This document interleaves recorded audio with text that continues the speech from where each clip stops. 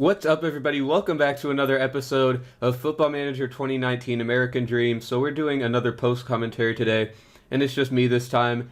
And basically, we're just going to be grinding through some games because we're not in a transfer window or anything. So that's all we really got to do at this point. As you can see, first we are taking on the Santa Fe Wanderers of Kansas City.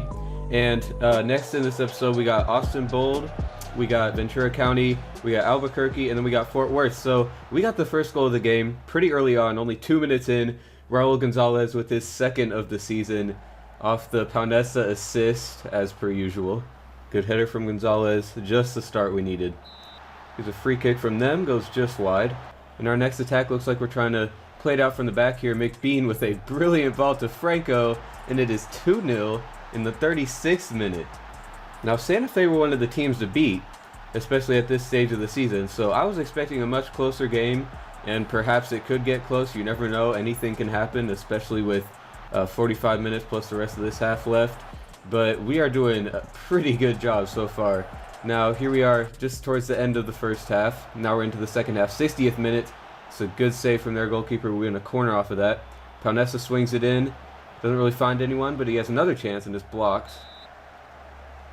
Alright, we've got a free kick now, but that'll do it.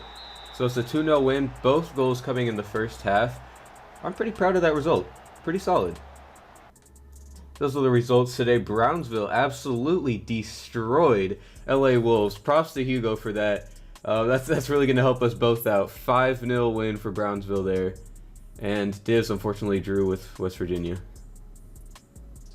And we are now unbeaten in 5 games, so that's some pretty good stuff. Anyways, on to the next game. Let's go.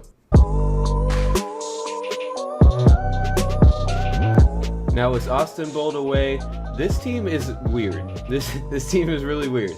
So they far and away have the best squad in the league. Almost scored right there. That was actually us. My bad. I'm tripping. But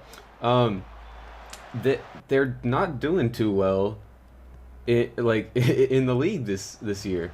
So I'm not sure what's going on, but we did take the lead in the 26th minute with Paunesa scoring just his second of the season. He's usually the one assisting these, but this time he gets a goal, and it's a pretty nice strike, I must say.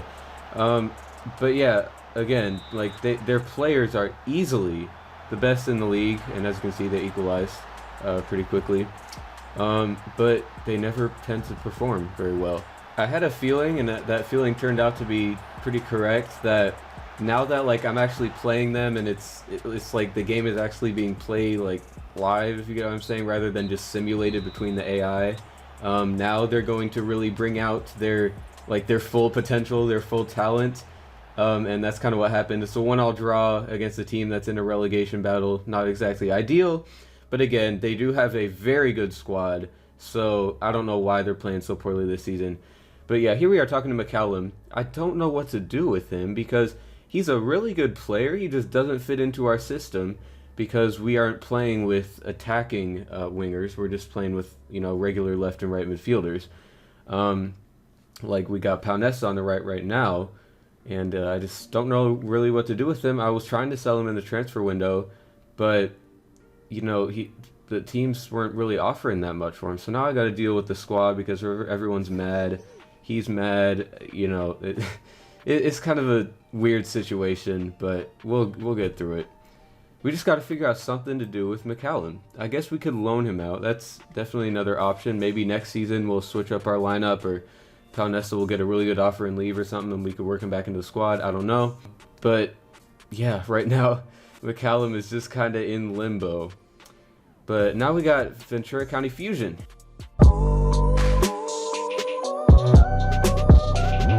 They're definitely a team to watch out for in the league this season, but I still think that, especially at home, this is a game we should be winning.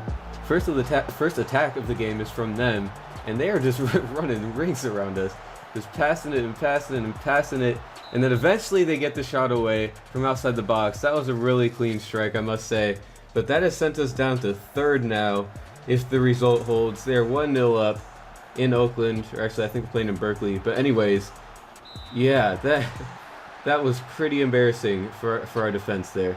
But here you go with Pears. He's been pretty lethal this season. He gets the assist this time for Drew Connor, the center mid signed from Chicago Fire, getting his 3rd goal of the season. And it's 1-1 just about a minute or two later. So instant response there from the Roots. The goalkeeper was looking the wrong direction. I don't know what he was doing, but it doesn't matter. Here we go again into the second half, 63rd minute now, attacking on the other end. Richardson with the cross, and Franco heads it in. 2-1 to the Oakland Roots. We have turned this game around, but can we hold on for the rest of the game?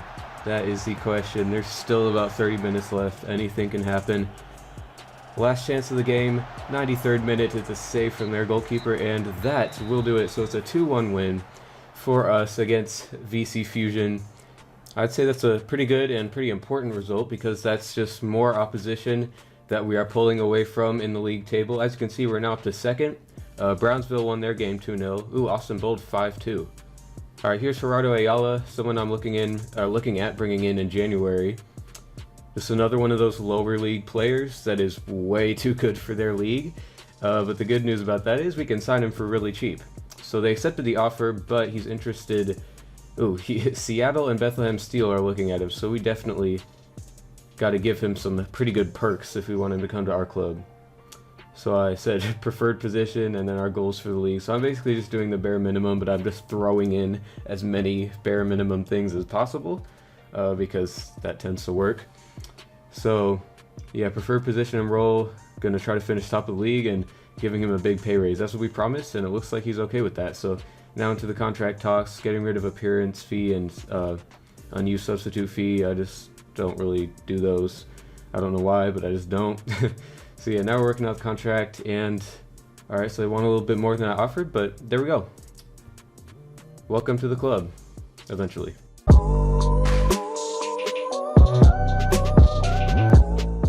Alright, now we're taking on the Albuquerque Soul away. There's our lineup, good old 4-4-2 as usual. First chances for them. Valesky with the header off the cross is saved by Dio. Now here we go. Franco, I don't know why he shot from there. But then they took the lead off Benjamin Burgos. And the play got kind of cut off there a bit, but here you go with the replay.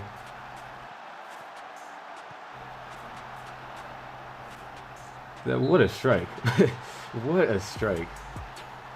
Gotta give it to him there. Alright, here they go again. Fuentes finds Burgos, and he nearly scored again. It's off the woodwork. Now second half, here's Prince Amoa. Tried to get it across, but they cleared it away in time. Connor Gonzalez from range, and it's just wide.